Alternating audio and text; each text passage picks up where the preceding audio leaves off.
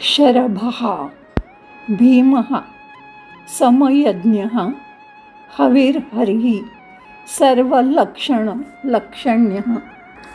356 नाव आहे. शरभः शरा शरीराणी म्हणजे शरीर, शीर्यमाणत्वात म्हणजे नाशवंत असतात, तेषु त्यांच्यामध्ये प्रत्यगात्मतया म्हणजे स्वतःच्या आत्मारूपाने भाती जो आत राहतो आणि त्याला चमकवतो तो शरभः. म्हणजेच शरीर जी नाशवंत म्हणून त्याला शर म्हणतात, जो त्या शरीरात प्रकाश निर्माण करतो, चमकतो तो शरभः.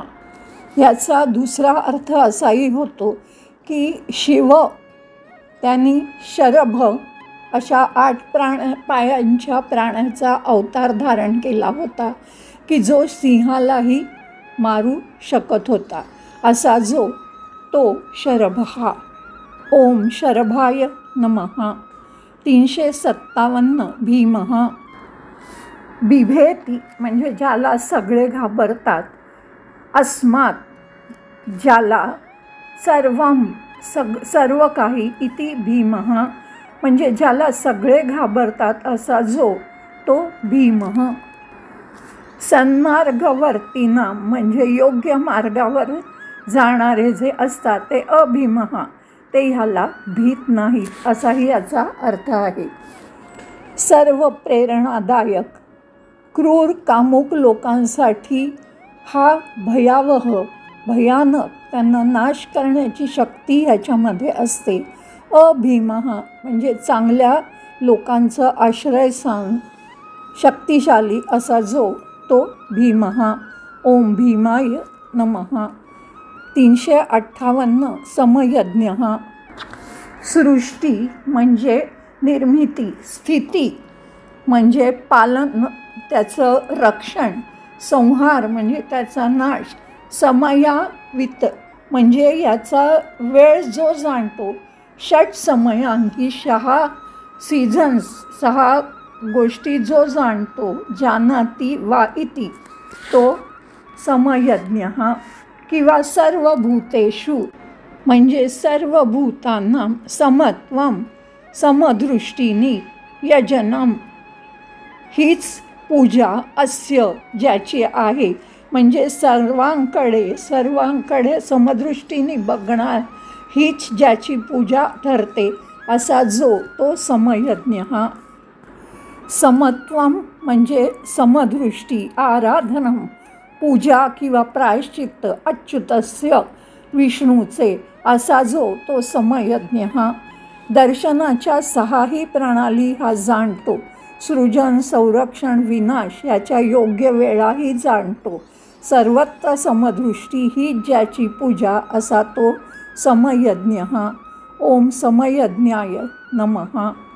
359 हविर्हरिः यज्ञेषु म्हणजे यज्ञामध्ये, हविर्भागम म्हणजे जे अर्पण केलं जातं, हरती म्हणजे घेतो असा तो हविर्हरिः.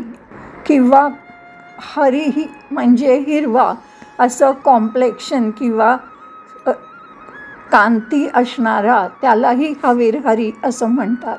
खरं म्हणजे हरी म्हणजे स्मरण केल्याने, ज्याचं केवळ स्मरण केल्याने तो आपली दुःख हरण करतो असा तो हरी. अहम ही सर्व यज्ञानां भोक्ता च प्रभुरेव च असं गीतेत परमेश्वर म्हणतात की मीच सगळ्या यज्ञांमधला अनुभव घेणारा आणि आनंद देणारा असा मीच आहे असं परमेश्वर म्हणतात. असा जो तो हविर्हरिः. ओम हविर्हरये नमः. 360 सर्वलक्षण्यः सर्व म्हणजे सगळे, लक्षणैहि प्रमाणैहि म्हणजे त्याची लक्षणं, त्याचे पुरावे, ज्ञानम ध्येय लक्ष जायते मिळू शकतं, यत तत् असा जो तो सर्व लक्षण्यः. विनिर्दिष्टम म्हणजे त्याच्याकडे बोट दाखवलं जातं, सर्व की हेच अंतिम लक्ष्य आहे.